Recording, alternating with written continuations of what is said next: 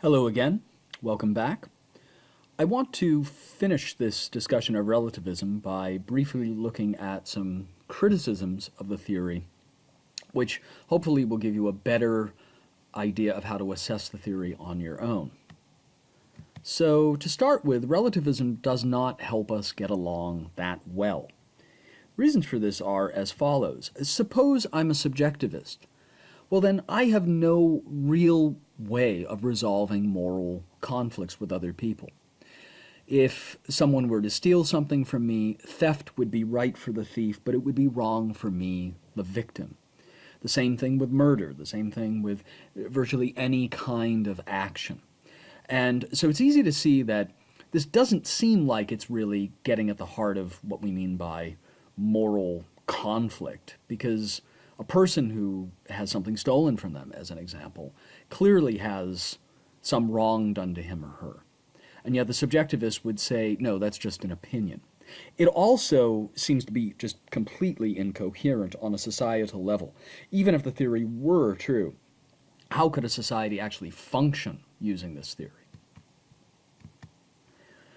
Now, cultural relativists also cannot say that their own culture is better than others. So if you look at apartheid South Africa, which was a racist government, or if you look at Nazi Germany, or if you look at the Taliban in Afghanistan, there are many examples of very oppressive regimes throughout the world in the past or in the present, and probably, sadly, in the future.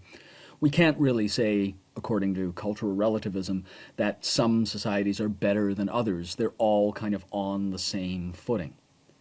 And again, that doesn't seem to really be that plausible, because it seems as though we want to say that, no, there is something objectively wrong about apartheid, or objectively wrong about the Holocaust. Now, a second question is a group.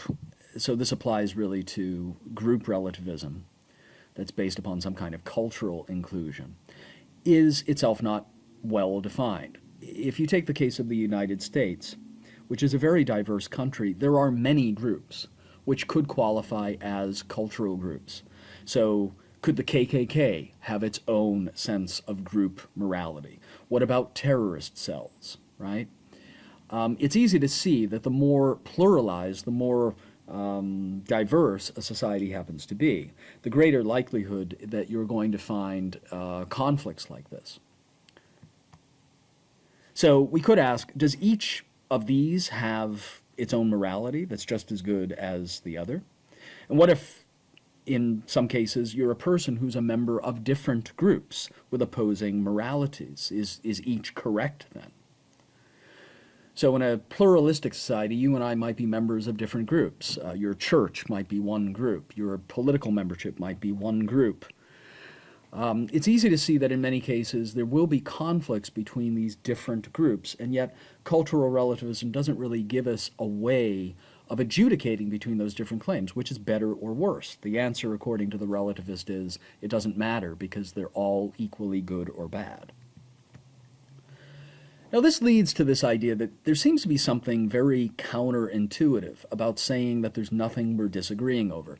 Take the case of the slavery abolitionists. If you read abolitionist literature from the 19th century, it seems that if we take those people at their word, that they were honestly disputing over the morality of slavery, that they really believed that truth was on their side. And how can we not read that evidence and say, clearly they thought they were disputing over something. They weren't just bothered by slavery because they happened to disagree with it. They disagree with it because they thought there was something deeply wrong and inhumane about it. Relativism can't really account for that sense of morality being more than just group agreement. And that leads to a final idea, which is there would be no real answer to the Nazis or slave traders or to anybody else for that matter. Which leads us to this cartoon. Your Honor, my client pleads not guilty by reason of cultural relativism. Indeed, if relativism is true, you could say that all of us in theory, could plead not guilty by reason of some relativity about ethics.